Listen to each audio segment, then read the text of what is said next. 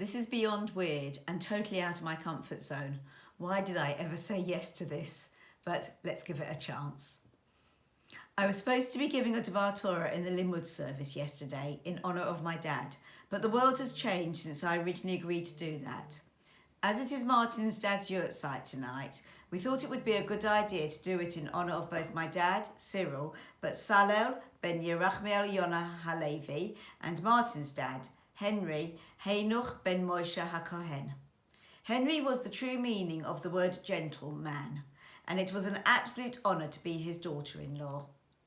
Please remember that I wrote this D'var Torah over a month ago.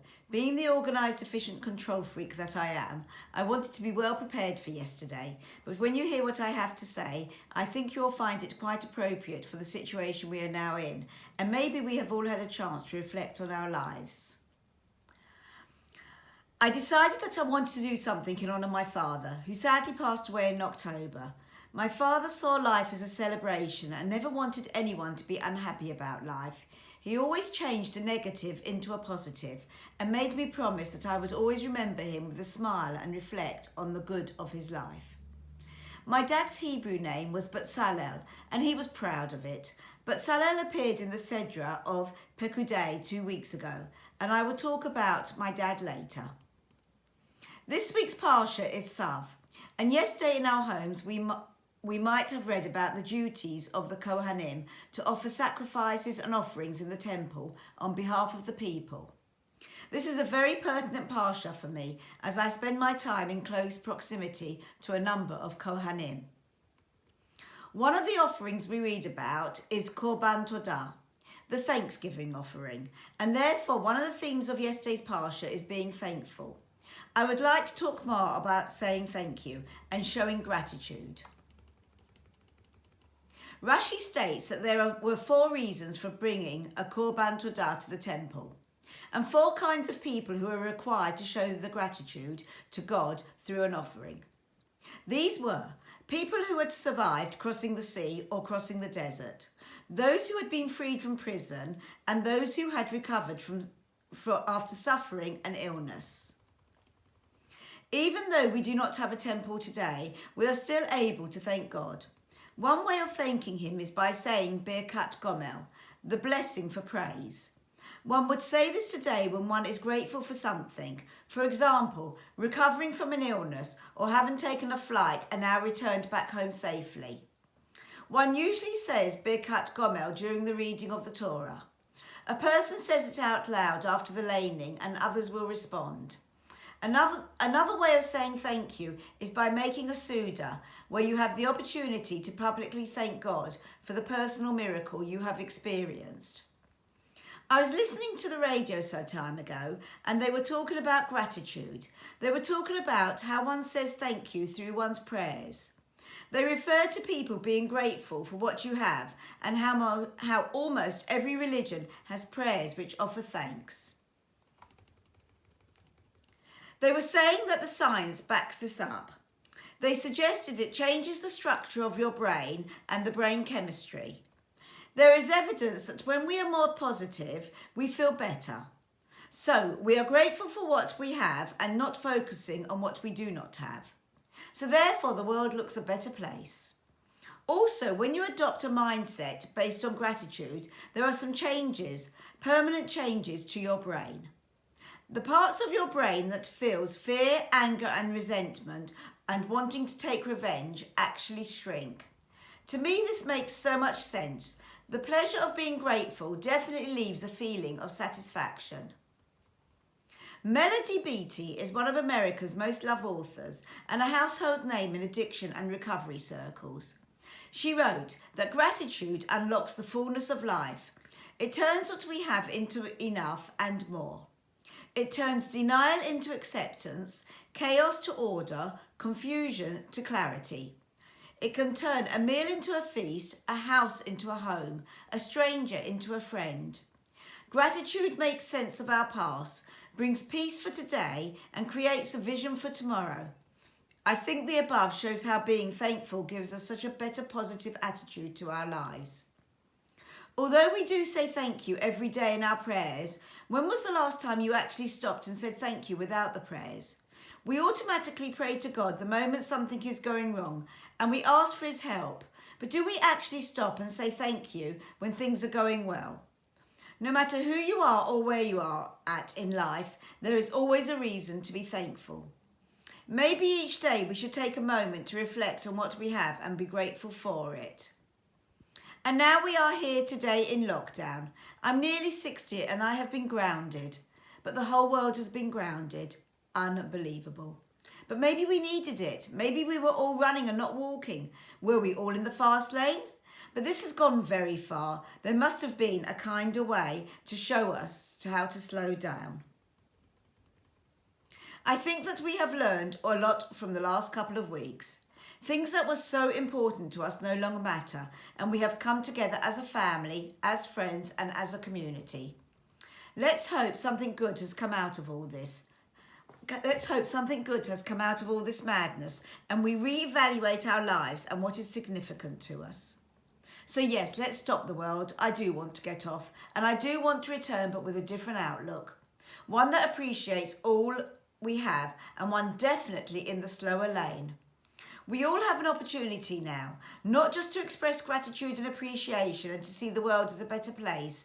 We can now, each and every one of us, actively contribute to making the world a better place.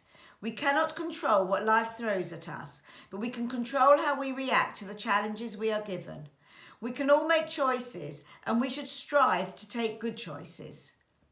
The people of the world have been given an opportunity through the unfathomable challenges we are facing. We should grasp it. Appreciate what you have. Show gratitude to those around you and to God. Find the positives where you can. Every morning we do a personal thank you to God as soon as we wake up. This is when we say Modeh Ani. It is the first thing we do when we open our eyes. We thank God 3 times a day when we say the Amidah. In normal times, the Amidah is repeated by the Chazan, but at the section which begins, Modim Anachnu Lach, we thank you. The individual is required to say this section during the repetition because the Chazan cannot thank God on our behalf. Our gratitude is a very personal thing. Leah's 4th child is called Yehuda, which comes from the root hodah, to thank. As a Jewish nation, we are known as Yehudim. Leah thanked God by naming her child Yehuda because she knew she had received more than her allocation of children. There were 12 children born to Jacob, and each of his 4 wives should therefore have had 3 children each. With the birth of Yehuda, Leah realized that she had more than her allocation and was grateful.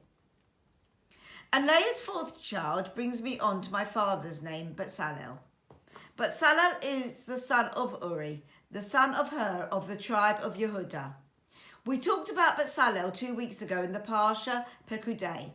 The Parsha starts by telling us that Bezalel had everything God had said to Moses regarding the construction of the Mishkan. Usually this is not the chain of command, as God would usually speak to Moses, who would then speak to Bezalel in God's name. When God speaks to Moses, he says that he has chosen Bezalel. This is also very unusual because God does not usually appoint. He leaves this to Moses to do. The only other time he does so was when he appointed Aaron as the Kohen Gadol.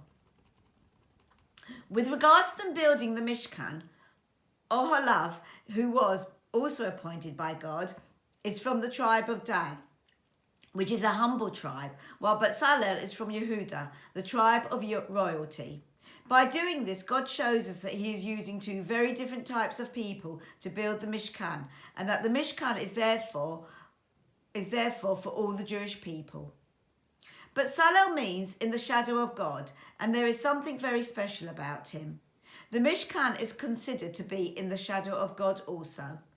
Bezalel was in the presence of God. This is because inside the shul we find the ark, and Bezalel built the place to house the ark. Bezalel had the wisdom to understand the essential purpose of building the Mishkan was to teach the 10 Commandments. He was very honoured to make the ark.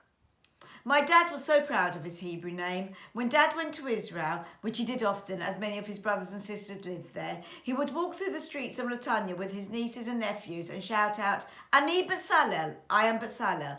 Ani Hadod Shel, I am the uncle of whichever niece or nephew he was with. My cousins would be so embarrassed by him, but he always had the biggest smile on his face and just loved his Hebrew name. Sometimes I go to Spurs with my family and I feel that my dad is with me. How he loved his boys. When I visited White Hart Lane a few weeks ago, I felt he was there with me. You see, everyone leaves their mark in this world. For the two Bezalels, it was installing in us a love for a place of worship. For Bezalel in the Torah, it was a synagogue, and for my dad, it was White Hart Lane. These places are a part of my family's lives, and we pray to God in them, but for different reasons. I think my family pray harder at the lane than at the synagogue. My father had no idea about the importance of his name. Dad always thought his name meant onions, which it does. And this is so appropriate for him. No, I don't mean he brought tears to people's eyes. An onion has many layers. This is so true. There was so much to my father in goodness and happiness. He lived up to his names in so many ways, and he brought holiness in his own way. As I said, I wrote this D'var Torah 2 months ago.